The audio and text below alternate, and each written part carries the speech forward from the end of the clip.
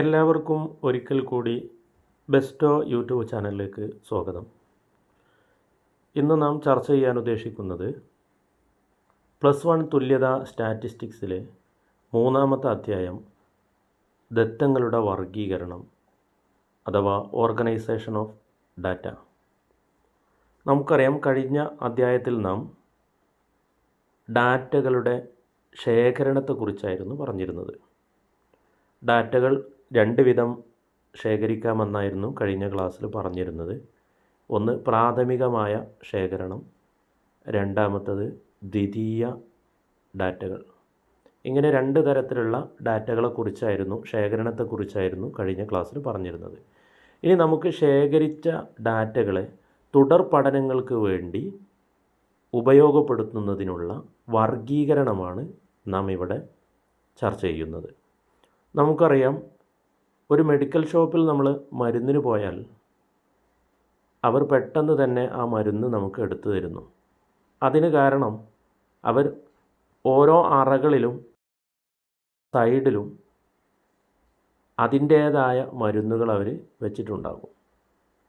നമ്മൾ പോസ്റ്റ് ഓഫീസിൽ ചെന്ന് കഴിഞ്ഞാൽ നമുക്കറിയാം, ഓരോ ഏരിയയിലേക്കുള്ള കത്തുകളും സാമഗ്രികളും വെവ്വേറെ അടുക്കി വെച്ചിട്ടുണ്ടാവും.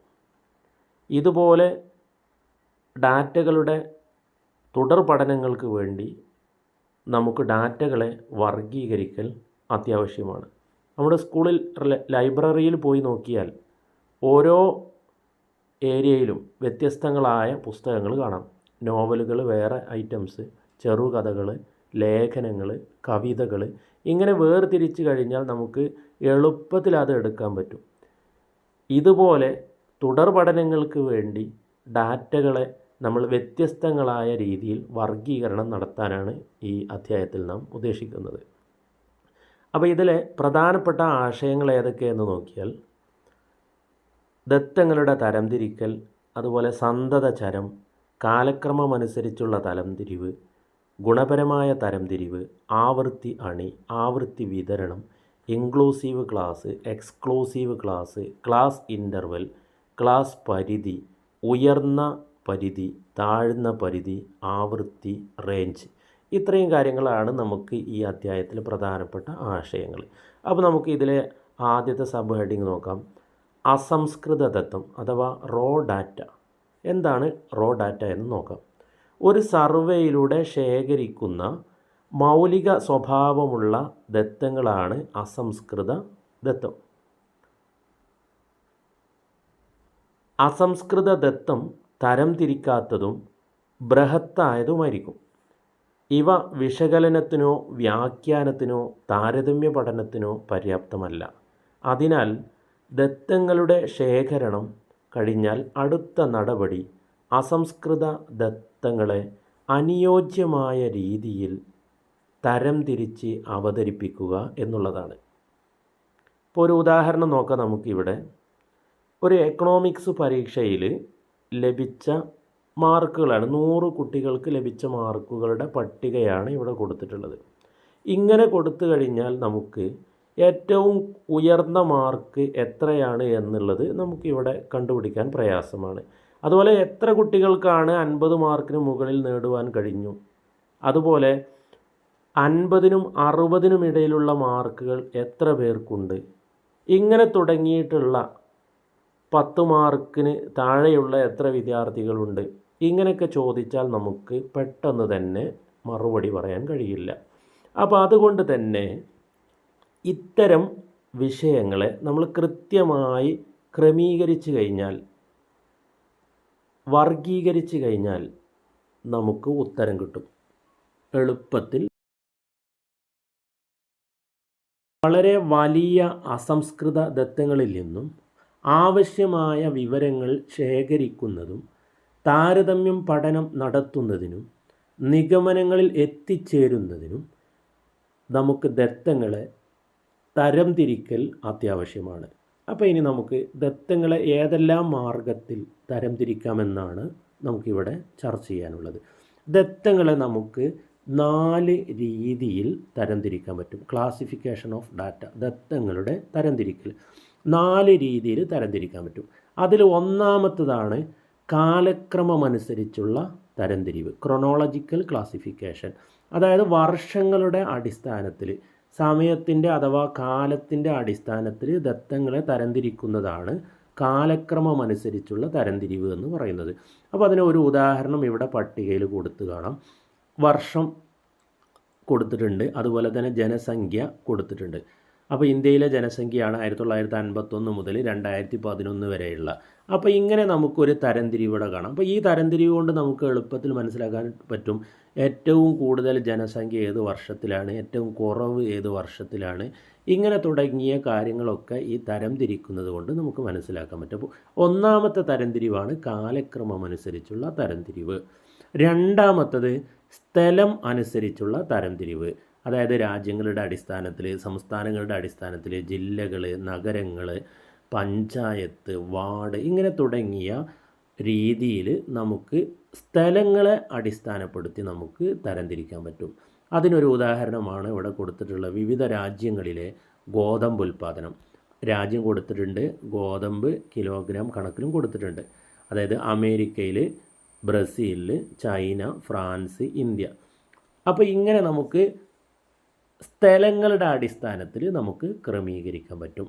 മൂന്നാമത്തെ തരംതിരിവ് എന്ന് പറയുന്നത് ഗുണപരമായ തരംതിരിവ്, അതായത് ക്വാളിറ്റേറ്റീവ് ക്ലാസിഫിക്കേഷൻ.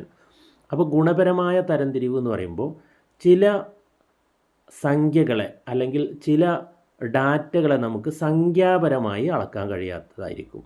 ഇത്തരം ഡാറ്റകളെയാണ് നമ്മൾ ഗുണപരമായ ഡാറ്റകൾ എന്ന് പറയുന്നത്, അല്ലെങ്കിൽ സവിശേഷമായ ക്വാളിറ്റീസ് എന്ന് പറയുന്നത്. ഇപ്പോൾ ഉദാഹരണത്തിന് ദേശീയത, അത് നമുക്ക് സംഖ്യാപരമായി കണക്കാക്കാൻ കഴിയില്ല. സാക്ഷരത, മതം, സൗന്ദര്യം, ബുദ്ധി തുടങ്ങിയ ഇത്തരം സവിശേഷ സ്വഭാവ ഗുണങ്ങളെ, ഡാറ്റകളെ നമുക്ക് കൃത്യമായിട്ട് അളക്കാൻ കഴിയില്ല. ഇത്തരത്തിലുള്ള ഡാറ്റകളെ നമുക്ക് തരംതിരിക്കാൻ പറ്റും. അപ്പം ഇതിനൊരു ഉദാഹരണം ഇവിടെ കൊടുത്തിട്ടുണ്ട്. ജനസംഖ്യ, അത് പുരുഷന്മാരെത്ര, സ്ത്രീകളെത്ര, വിവാഹിതരെത്ര, അവിവാഹിതരെത്ര, വിവാഹിതരായ സ്ത്രീകളെത്ര, അവിവാഹിതരായ സ്ത്രീകളെത്ര, ഇങ്ങനെ കൃത്യമായിട്ട് ഇവിടെ ഗുണപരമായ രീതിയിൽ ഇവിടെ അടയാളപ്പെടുത്തിയത് കാണാം. ഇനി നാലാമത്തത് അളവനുസരിച്ചുള്ള തരംതിരിവ്, അതായത് ക്വാണ്ടിറ്റേറ്റീവ് ക്ലാസിഫിക്കേഷൻ. അതായത് ഉയരം, ഭാരം, വരുമാനം, പരീക്ഷയ്ക്ക് ലഭിച്ച മാർക്ക് എന്നിങ്ങനെയുള്ള കൃത്യമായി അളക്കുവാൻ കഴിയുന്ന സവിശേഷതകളുടെ അടിസ്ഥാനത്തിൽ ദത്തങ്ങളെ തരംതിരിക്കാൻ പറ്റും. ഇതിനെയാണ് നമ്മൾ അളവനുസരിച്ചുള്ള തരംതിരിവ് എന്ന് പറയുന്നത്. അപ്പോൾ ഇങ്ങനെ 4 രീതിയിലാണ് ഡാറ്റകളെ നമ്മൾ തരംതിരിക്കുന്നത്. ഒന്നാമത്തത് കാലക്രമമനുസരിച്ചുള്ള തരംതിരിവ്, രണ്ടാമത്തത് ഭൂമിശാസ്ത്രപരമായ തരംതിരിവ്, മൂന്നാമത്തത് ഗുണപരമായ ഡാറ്റകളനുസരിച്ചുള്ള തരംതിരിവ്, നാലാമത്തത് അളവനുസരിച്ചുള്ള തരംതിരിവ്. ഇങ്ങനെ 4 രീതിയിൽ നമുക്ക് ഡാറ്റകളെ തരംതിരിക്കാൻ പറ്റും. ഇനി നമുക്ക് പഠിക്കാനുള്ളത് ഡാറ്റകൾ നമ്മൾ തരംതിരിച്ചു എന്ന് പറഞ്ഞു. ഇനി നമുക്ക് ഈ ഡാറ്റകളെ 2 രീതിയിലായിട്ട് വേരിയബിൾസ് എന്ന രീതിയിൽ നമ്മൾ പറയാൻ പോവുകയാണ്. ഒന്നാമത്തത് കണ്ടിന്യൂസ് വേരിയബിൾ, രണ്ടാമത്തത് ഡിസ്ക്രീറ്റ് വേരിയബിൾ. അതായത് സന്തത ചരങ്ങൾ ഒന്ന്, രണ്ടാമത്തത് അസന്തത ചരങ്ങൾ. സന്തത ചരം അഥവാ കണ്ടിന്യൂസ് വേരിയബിൾ എന്ന് പറഞ്ഞാൽ എല്ലാ സംഖ്യകളെയും ഉൾക്കൊള്ളാൻ പറ്റുന്ന, അതായത് തുടർന്നു കൊണ്ടിരിക്കുന്ന ഒരു ചരത്തെയാണ് നമ്മൾ സന്തത ചരങ്ങൾ അഥവാ കണ്ടിന്യൂസ് വേരിയബിൾ എന്ന് പറയുന്നത്. ഇതിൽ നമ്മൾ കൃത്യമായിട്ട് നമ്മൾ പറയുകയാണെങ്കിൽ, നമ്മൾ ഉയരം പറയുകയാണ്.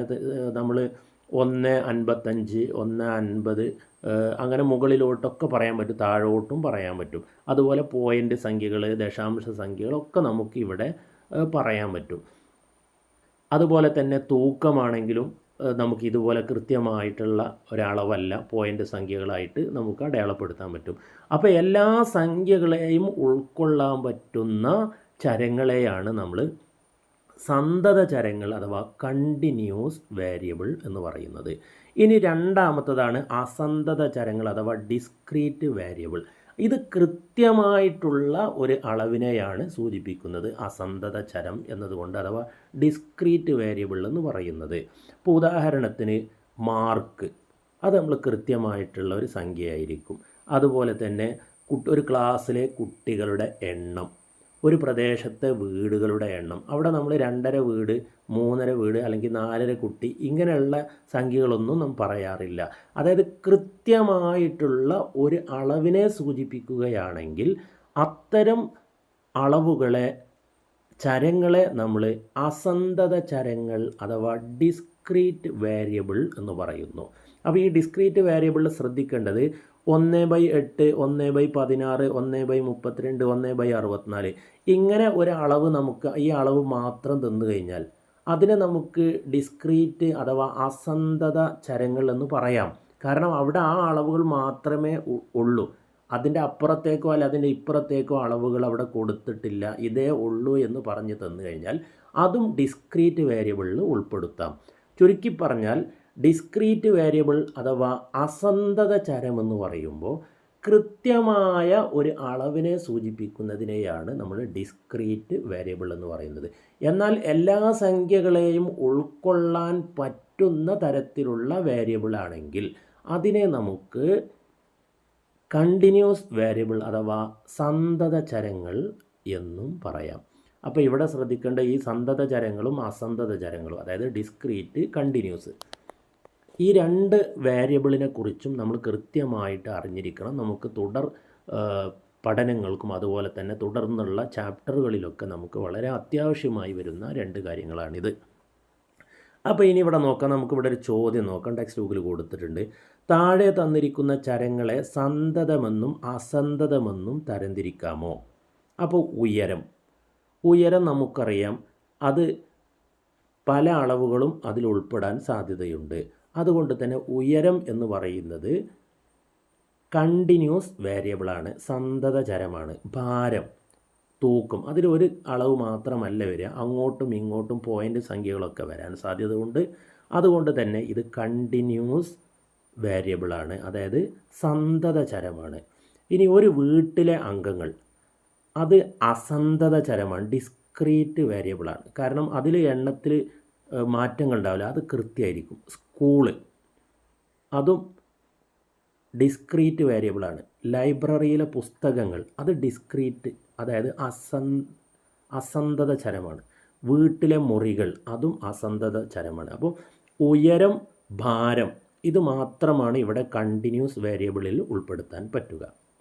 ഓക്കെ, നിങ്ങൾക്ക് ഇന്നത്തെ ക്ലാസ് നിങ്ങൾക്ക് മനസ്സിലായിട്ടുണ്ടാകുമെന്ന് വിചാരിക്കുകയാണ്. ഇന്ന് നമ്മൾ പ്രധാനമായിട്ടും കുറച്ച് കാര്യങ്ങൾ മാത്രമാണ് ചർച്ച ചെയ്തിട്ടുള്ളത്. ഡാറ്റകളുടെ ക്ലാസിഫിക്കേഷൻ, അതായത് ഡാറ്റകളെ വർഗീകരിക്കൽ, ഇത് 4 വിധമാണെന്ന് പറഞ്ഞു. 2 തരത്തിലുള്ള ഡാറ്റകളെയും പറഞ്ഞു. ഇനി നമുക്ക് അടുത്ത ക്ലാസ്സിൽ നമുക്ക് ആവൃത്തി അണിയുമായി ബന്ധപ്പെട്ട ഫ്രീക്വൻസി ടേബിൾ, അതുപോലെ ഫ്രീക്വൻസി അറേ, ഇങ്ങനെ തുടങ്ങിയിട്ടുള്ള കാര്യങ്ങൾ നമുക്ക് അടുത്ത ക്ലാസ്സിൽ ചർച്ച ചെയ്യാം. ഓക്കെ, ഈ വീഡിയോ നിങ്ങൾക്ക് ഇഷ്ടപ്പെട്ടു കഴിഞ്ഞാൽ ലൈക്ക് ചെയ്യുക, നിങ്ങളുടെ സുഹൃത്തുക്കളിലേക്ക് ഷെയർ ചെയ്യുക. ആരെങ്കിലും സബ്സ്ക്രൈബ് ചെയ്യാത്തവരുണ്ടെങ്കിൽ ഈ ചാനൽ സബ്സ്ക്രൈബ് ചെയ്യുക. Okay, thank you.